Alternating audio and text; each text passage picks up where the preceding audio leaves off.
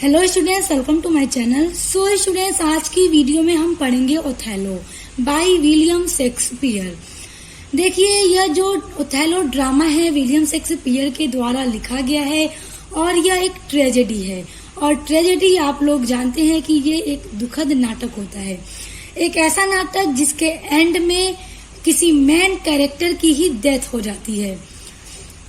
तो आज की वीडियो में हम इसी को पूरा पढ़ने वाले हैं और ये ड्रामा बहुत ही अच्छा इंटरेस्टिंग ड्रामा है। आप लोग पढ़ेंगे तो आपको भी बहुत अच्छा लगेगा, बहुत पसंद आएगा। और देखिए, आप इंग्लिश लिटरेचर के बीए थर्ड सेमेस्टर में आपके सिलेबस में जो न्यू सिलेबस है एनईपी 2020 का, उसमें भी ओथेलो ड्रामा को इंक्लूड किया गया है। तो ये बहुत इम्पोर्टेंट है इंग्लिश लिटरेचर वाले स्टूडेंट्स के लिए। तो चलिए स्टार्ट करते हैं, प्ले को पढ़ते हैं। देखिए, प्ले को पढ़ने से पहले आपको ये जानना इम्पोर्टेंट है कि इस प्ले में कितने कैरेक्टर्स हैं और उनके क्या क्या नाम हैं। तो देखिए, इसमें सबसे पहला जो कैरेक्टर है वो है ओथेलो। ओथेलो इस प्ले का हीरो है और ये मेन कैरेक्टर है। यह एक हबशी रहता है और यह वेनेटियन आर्मी का जनरल है और इसकी शादी डेस्डीमोना के साथ होती है। ये डेस्डीमोना से भागकर शादी कर लेता है। इसमें जो दूसरा मेन कैरेक्टर है वो है डेस्डीमोना। डेस्डीमोना ओथेलो की बीवी है और एक सांसद की बेटी है। इस प्ले में जो तीसरा कैरेक्टर है वो है ब्राबेंसियो। ब्राबेंसियो डेस्डीमोना का पिता है। देखिए, इसमें जो अगला कैरेक्टर है वो है इयागो। इयागो इस ट्रेजेडी का विलेन है और यह भी ओथेलो की मिलिट्री में एक शोल्डर है। उसके बाद अगला कैरेक्टर है माइकल कासियो। कासियो एक बहुत ही ऑनेस्ट मैन है, बहुत ही ईमानदार इंसान था और लोगों को हंसाता रहता था। फिर देखिए, जो अगला कैरेक्टर है इसमें वो है एमेलिया। एमेलिया विलेन इयागो की बीवी है, यानी जो विलेन इयागो है इस ड्रामा में उसी की बीवी का नाम है एमेलिया। और जो एमेलिया है वो डेस्डीमोना की मेड सर्वेंट भी है। उसके बाद इसमें जो अगला कैरेक्टर है वो है रॉड्रिगो। रॉड्रिगो डेस्डीमोना से प्यार करता था और डेस्डीमोना से शादी करना चाहता था। उसके बाद अगला कैरेक्टर है ड्यूक ऑफ वेनिस। जो ड्यूक ऑफ वेनिस था वो ओथेलो का बहुत सम्मान करता था, क्योंकि ओथेलो जनरल था आर्मी में, वेनेसियन आर्मी में, इसलिए उसका बहुत ही सम्मान करता था। उसके बाद जो इसमें अगला कैरेक्टर है वो है मोन्टेनो। मोन्टेनो साइप्रस नाम के एक जगह का गवर्नर था। तो ये इतने कुछ कैरेक्टर्स हैं इस प्ले में, आपको इन सभी कैरेक्टर्स के नाम को याद रखना है। चलिए अब आगे बढ़ते हैं और स्टोरी को शुरू करते हैं। यह कहानी इटली शहर के वेनिस की एक गली से शुरू होती है, जिसमें दो आदमी खड़े होकर बातें कर रहे हैं। उसमें जो पहला आदमी है उसका नाम रॉड्रिगो है, जो कि बहुत अमीर आदमी है, और दूसरा है जो कि स्टोरी का विलेन है इयागो। यानी रॉड्रिगो और इयागो दोनों खड़े होकर वेनिस की एक गली में बात कर रहे हैं। तो रॉड्रिगो इयागो से कहता है कि तुमने मुझसे वादा किया था कि तुम डेस्डीमोना को मुझसे पटवा दोगे और मैं डेस्डीमोना से शादी कर लूंगा, लेकिन तुमने मुझे पागल बनाया है, तुमने मुझे धोखा दिया है, क्योंकि डेस्डीमोना तो तुम्हारे जनरल ओथेलो के साथ भागकर शादी कर ली है। तो रॉड्रिगो की इस बात को सुनकर इयागो कहता है कि तुम जितनी नफरत ओथेलो से करते हो उतनी ही नफरत मैं भी ओथेलो से करता हूँ, क्योंकि उसने मुझे अपना लेफ्टिनेंट न बनाकर उसने कासियो को अपना लेफ्टिनेंट बना लिया है। याद रखिए, कासियो का नाम आया था, जो कि बहुत ही ईमानदार आदमी था। तो जो इयागो था वो चाहता था लेफ्टिनेंट बनना, लेकिन ओथेलो ने कासियो को लेफ्टिनेंट बना दिया था, क्योंकि लेफ्टिनेंट बहुत अच्छा इंसान था और सभी को खुश रखता था, सभी को हंसाता था। और जो कासियो था उसकी डेस्डीमोना के साथ भी काफी अच्छी दोस्ती हो गई थी, वो उसके साथ भी हंसी मजाक किया करता था। तो इयागो कहता है कि रॉड्रिगो, मेरे दिमाग में एक बहुत ही अच्छा प्लान आया है। इयागो कहता है कि चलो हम डेस्डीमोना के फादर के पास चलते हैं और उसको बताते हैं कि उसकी बेटी भागकर ओथेलो के साथ शादी कर ली है। तो वो दोनों उसके फादर के पास जाते हैं और उससे कहते हैं कि आपकी बेटी डेस्डेमोना ने ओथेलो के साथ भागकर शादी कर ली है। तो जो डेस्डेमोना का फादर था वो इस बात को सुनकर बहुत गुस्सा होता है, क्योंकि जो उसकी बेटी थी डेस्डेमोना वो बहुत ही सुंदर और कम उम्र की थी, और जो ओथेलो था वो अधिक उम्र का और थोड़ा काला हबशी आदमी था। तो इसलिए इस बात को सुनकर गुस्सा हो जाता है, क्योंकि उसे ये रिश्ता मंजूर नहीं था कि मेरी बेटी एक हबशी से शादी करे। तो जो डेस्डेमोना का फादर था ब्राबेंसियो, वो ओथेलो को लेकर ड्यूक ऑफ वेनिस के पास जाता है, और उस टाइम तुर्कों का हमला होने वाला था जिसकी बात ड्यूक कर रहा था। तो डेस्डेमोना का फादर ब्राबेंसियो ड्यूक से कहता है कि इस आदमी ने मेरी बेटी को फंसाकर उससे भागकर शादी कर ली है, और इस रिश्ते से मैं खुश नहीं हूँ। इसने मेरी बेटी पर काला जादू कर दिया है। तो इस बात पर ओथेलो कहता है ड्यूक से कि सर, मैंने डेस्डेमोना पर कोई काला जादू नहीं किया है। अगर आप चाहें तो डेस्डेमोना को भी बुलाकर उससे पूछ लें। तो डेस्डेमोना को भी बुलाया जाता है। तो डेस्डेमोना कहती है कि इसने मुझ पर कोई काला जादू नहीं किया है, मैं इससे प्यार करती हूँ और हमने शादी कर ली है। तो ड्यूक सोचता है कि तुर्कों का हमला होने वाला है और हमें ओथेलो की जरूरत है, क्योंकि ओथेलो एक बहादुर आदमी है। तो इसलिए वो कहता है कि जब आपकी बेटी की मर्जी है तो ये फैसला भी मैं इन्हीं के फेवर में करता हूँ। यानी वो ओथेलो और डेस्डेमोना की शादी को लीगल कर देता है। तो जो डेस्डेमोना का फादर था ब्राबेंसियो, वो इस शादी से खुश नहीं था, मगर फिर भी उससे इस रिश्ते को एक्सेप्ट करना पड़ता है। और फिर आगे देखिए, ड्यूक जो था वो ओथेलो से कहता है कि वेनेसियन बेड़े को संभालने के लिए तुम्हें साइपर जाना होगा, क्योंकि तुर्कों का हमला होने वाला है। और फिर ड्यूक कहता है कि तुम अपनी पत्नी डेस्डेमोना को भी साथ लेकर जाओ, क्योंकि अभी तुम्हारी नई नई शादी हुई है। तो ओथेलो डेस्डेमोना को लेकर साइप्रस के लिए निकल जाता है। साइप्रस एक जगह है जहाँ पर तुर्कों का हमला होने वाला था, तो उसी को बचाने के लिए ड्यूक ने ओथेलो को वहाँ पर भेजा था। जब सब लोग साइप्रस पहुंचे तो साइप्रस के गवर्नर मोंटेनो ने एक सूचना दी कि तूफान इतना खतरनाक है कि तुर्कों का बेड़ा डूब गया होगा। अब हमें डरने की कोई जरूरत नहीं है, क्योंकि अब हम पर कोई हमला नहीं होगा। और उसके बाद जब सबको पता लगता है कि तुर्क समुद्र में डूबकर ही खत्म हो गए हैं, अब हमें कोई खतरा नहीं है, तो सभी को बहुत खुशी होती है और सभी खुशी से झूम उठते हैं और जश्न मनाने लगते हैं। और देखिए, जो यागो था वो उधर रेड्रिगो को पूरी तसल्ली दे रहा था कि तुम टेंशन मत लो, मैं ओथेलो और डेस्डेमोना को अलग करवा दूंगा, मैंने पूरी प्लानिंग कर रखी है, मैं डेस्डेमोना को तुमसे पटवा दूंगा, तुम मुझसे शादी कर लेना। ये बार बार तसल्ली देता रहता था रोड्रिगो को। तो फिर देखिए, सभी लोग जश्न मना रहे थे खुशी से, क्योंकि तुर्कों का बेड़ा डूब चुका था। तो ओथेलो कासियो को बुलाता है। देखिए, जो कासियो था वो एक बहुत अच्छा इंसान था, जिसे ओथेलो ने लेफ्टिनेंट बनाया था। तो ओथेलो कासियो को बुलाता है और कासियो से कहता है कि मैं अपने रूम में जा रहा हूँ सोने के लिए, तुम यहाँ का ख्याल रखना, सब कुछ संभाल लेना। वह उसको यह जिम्मेदारी देकर अपनी वाइफ के साथ अपने रूम में सोने के लिए चला जाता है। अब यागो सोचता है कि कुछ जरूर करूंगा ताकि ओथेलो से बदला ले सकूं, क्योंकि देखिए, जो यागो था वो बहुत ही वाहियात किस्म का आदमी था, बहुत ही बेकार इंसान था। उसके मन में सिर्फ यही था कि वो ओथेलो से बदला लेगा कि उसने उसे लेफ्टिनेंट क्यों नहीं बनाया। देखिए, और उसके अलावा एक और भी बहुत बड़ा कारण था कि यागो ओथेलो से नफरत क्यों करता था, क्योंकि पहली रीजन तो ये थी कि उसे ये लगता था कि मैं लेफ्टिनेंट बनने के काबिल हूँ, तो उसने कासियो को लेफ्टिनेंट क्यों बना दिया, जो कि लेफ्टिनेंट का एल भी नहीं जानता। वो बार बार यही चीज सोचता था। और दूसरी रीजन ये थी कि उसे लगता था कि जो यागो की पत्नी एमिलिया है, उसका ओथेलो के साथ कोई न कोई संबंध है। तो ये दो रीजन थे जिन वजह से यागो ओथेलो से नफरत करता था और उससे बदला लेना चाहता था, उसे मार देना चाहता था। तो इसलिए वो रात को पूरी प्लानिंग करता है कि वो किस तरह से ओथेलो से बदला लेगा। तो इसके लिए वह सोचता है कि वो कासियो को शराब पिला देगा। तो वो किसी तरह कासियो को शराब पिला देता है।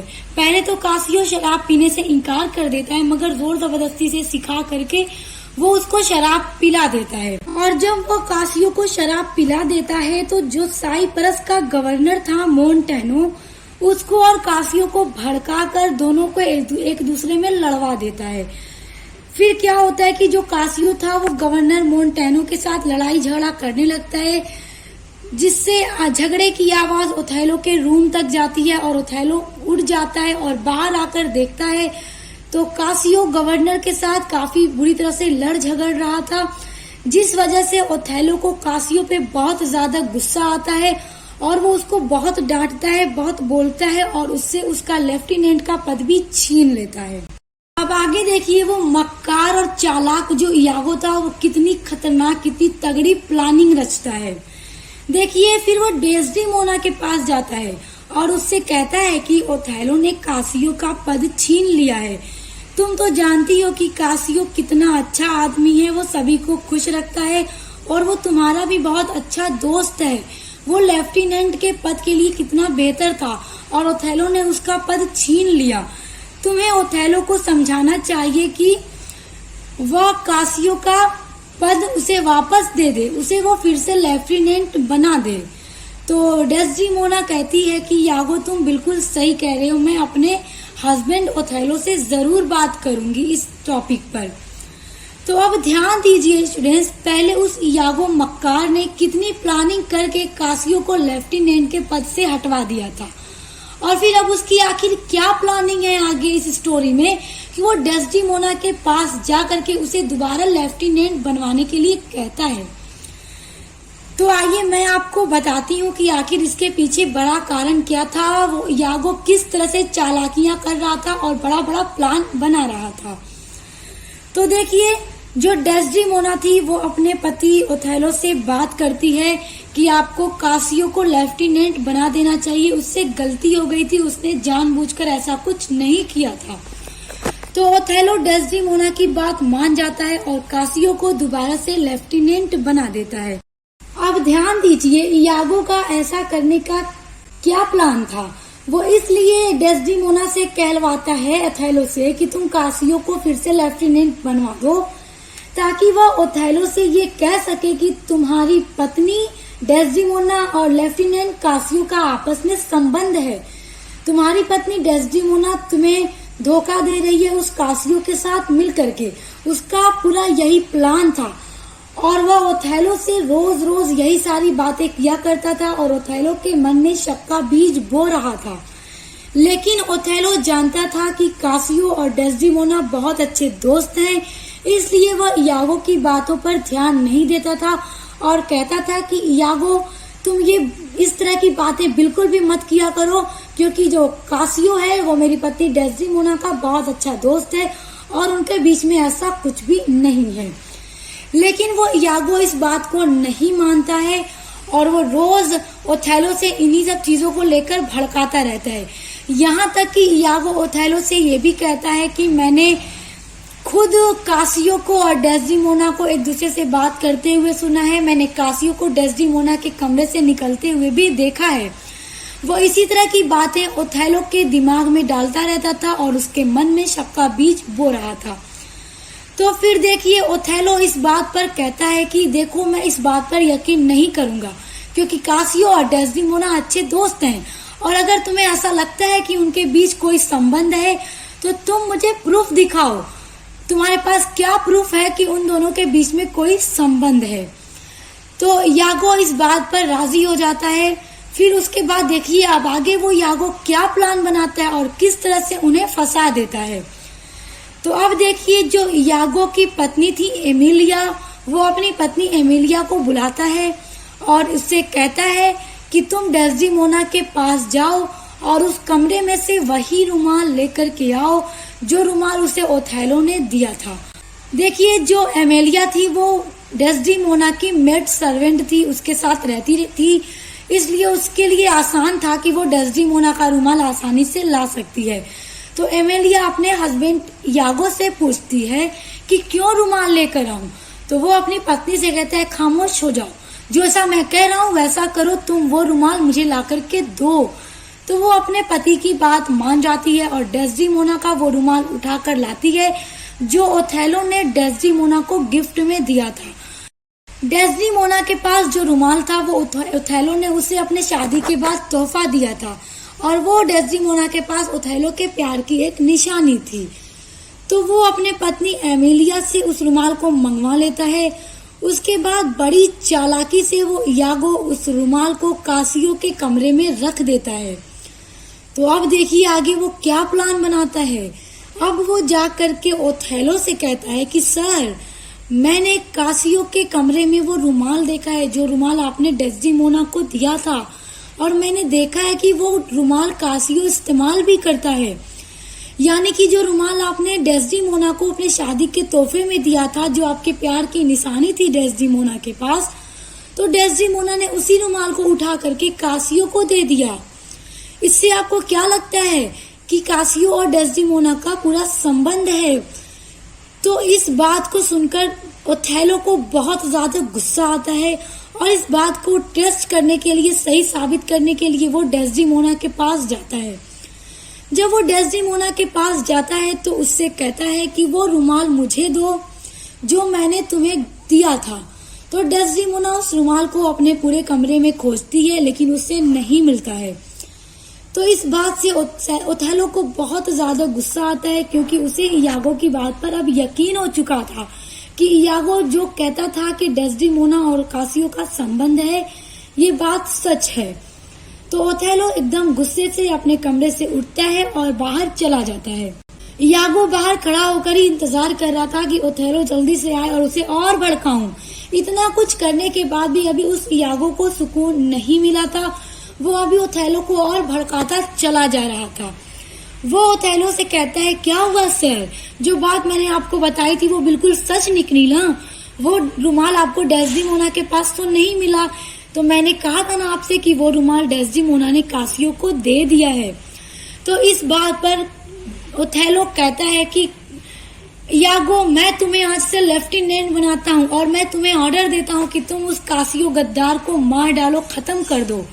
क्योंकि अब ओथेलो के अंदर गुस्सा जाग चुका था, वो एकदम आग बबूला हो चुका था कि उसने मेरी पत्नी के साथ मिलकर मुझे धोखा दिया। तो अब देखिए इयागो को तो अब लेफ्टिनेंट का पद भी मिल गया, कासियो को मारने का पूरा ऑफर भी मिल चुका है। तो अब देखिए वो इयागो रॉड्रिगो से कहता है, रॉड्रिगो आपको याद है ना कौन था जो डेस्डेमोना से प्यार करता था और उसे शादी करना चाहता था। तो इयागो रॉड्रिगो से कहता है कि हम आज रात को कासियो को मार देंगे, तुम मेरे साथ चलना, हम मिलकर उसे खत्म कर देंगे। तो वो दोनों रात में जाते हैं कासियो को मारने का पूरा प्लान बनाकर, लेकिन कासियो रॉड्रिगो को ही जख्मी कर देता है।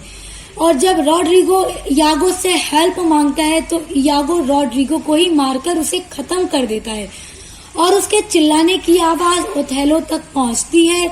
तो ओथेलो बहुत खुश हो जाता है कि इयागो ने अपना काम कर दिया, उसने कासियो को मार डाला। इयागो ही मेरा अपना है, कासियो को मैंने लेफ्टिनेंट बनाया मगर उसने फिर भी मुझे धोखा दिया मेरी पत्नी के साथ मिलकर, क्योंकि इयागो ने ओथेलो को इतना ज्यादा भड़का दिया था कि उसे समझ नहीं आ रहा था क्या सच है क्या गलत। बस उसने इयागो की बातों पे यकीन कर लिया और कासियो को मारने की धमकी, कासियो को मारने का पूरा ऑफर भी दे दिया उसको।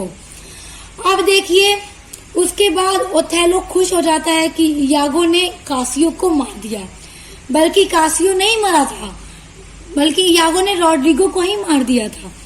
तो उसके बाद ओथेलो अपने कमरे में जाता है और देखता है कि डेस्डेमोना सो रही थी और वो वहीं पर बैठकर बहुत देर तक डेस्डेमोना को देखता है और सोचता है कि मैं इसे इस तरह से नहीं मारूंगा कि इसका खून बहे, क्योंकि ये इतनी खूबसूरत है तो मैं नहीं चाहूंगा कि इसको मैं इस तरह से मारूं कि इसका खून बहे।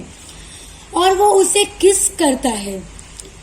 तो जब वो डेस्डेमोना को किस करता है तो डेस्डेमोना की आंखें खुल जाती हैं। तब ओथेलो उससे कहता है कि तुमने कासियो के साथ संबंध बनाए और मुझे धोखा दिया है। तो तुमसे मैं इतना प्यार करता था, तुमने मेरे साथ बेवफाई की है डेस्डिमोना। तुमने मेरे प्यार को तोड़ दिया, तुमने मुझे धोखा दे दिया। मैंने तुम्हें कितना चाहा, तुमने मेरे प्यार की कोई कदर नहीं की। तो फिर वो क्या करता है कि पास में पड़ी हुई तकिया उठाता है और डेस्डिमोना का गला दबा देता है, उसके मुंह पर रखकर उसे दबा देता है। जब वो ऐसा करने जा रहा था तो डेस्डिमोना उससे कहना चाह रही थी कि मैंने ऐसा कुछ नहीं किया है, लेकिन वो डेस्डिमोना को सुनना ही नहीं चाहता था। बस उसने अपनी बात कह करके उसके मुंह पर तकिया रखा और उसे दबा दिया और डेस्डिमोना का दम घुटा और वो मर जाती है। तो उतने में क्या होता है कि एमेलिया वहां पर आ जाती है। एमेलिया जो थी वो यागो की पत्नी थी और वो ओथेलो के कमरे में ये बताने आती है कि रॉड्रिगो मर चुका है। तो जब वो ये बताने आती है तो देखती है कि डेस्डिमोना भी मरी हुई है और ओथेलो ने उसे मार दिया। तब वो ओथेलो से पूछती है कि सर, आपने डेस्डिमोना को क्यों मार दिया? तो ओथेलो एमेलिया को पूरी बात बताता है कि डेस्डिमोना ने किस तरह कासियो से संबंध बनाए और उसके साथ बेवफाई की है।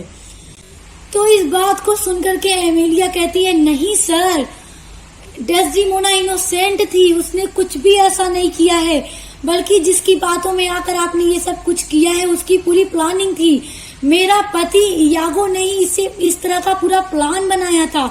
उसने मुझसे ही कह करके डेस्डिमोना का रुमाल मंगवाया था और उसे बड़ी चालाकी से कासियो के कमरे में रखवा दिया था और फिर आपको भड़का रहा था कि कासियो और डेस्डिमोना के बीच में संबंध है, लेकिन डेस्डिमोना का कोई संबंध नहीं था कासियो के साथ। वो तो बस फ्रेंडली रहते थे। डेस्डिमोना तो आपको ही चाहती थी। ये तो सब मेरे पति यागो की ही चालाकी थी, उसकी पूरी बनी बनाई साजिश थी ये। आपने कैसे उसकी बातों पे यकीन करके डेस्डिमोना को मार दिया जो कि एकदम इनोसेंट थी। तो इतना सुनकर ओथेलो के पैरों के नीचे से जमीन खिसक जाती है और उसे अपने किए पर पछतावा होने लगता है कि मैंने ये क्या कर दिया। मैंने डेस्डिमोना की बात भी नहीं सुनी, जबकि वो मुझसे कहना चाहती थी, मैंने नहीं सुना, उसे मार दिया। उतने में वो यागो ओथेलो के कमरे में आता है तो ओथेलो उस पे हमला करता है। तो वो यागो अपनी पत्नी एमेलिया को खींचकर अपने आगे कर लेता है और उसकी पत्नी एमेलिया जख्मी हो जाती है और मर जाती है और यागो भाग जाता है। तो देखिए स्टूडेंट्स, किस तरह शक के बिना में आकर के ओथेलो ने अपनी पत्नी डेस्डिमोना को मार दिया था और अपनी गलती के पछतावे की वजह से वो तलवार उठाता है और अपने आप को भी मार डालता है। तो इस तरह से ये एक ट्रेजेडी ड्रामा है और इसकी एक ट्रेजिक एंडिंग होती है जिसमें वो अपने पत्नी पर ही शक करके अपनी पत्नी डेस्डिमोना को मार देता है और जब उसे सच्चाई का पता लगता है तो वो अपने आप को भी खत्म कर लेता है। उसके बाद स्टूडेंट्स क्या होता है कि जो यागो था वो भी पकड़ा जाता है और उसे भी एग्जीक्यूट कर दिया जाता है। तो स्टूडेंट्स, आई होप आपको यह ट्रेजेडी बहुत पसंद आई होगी।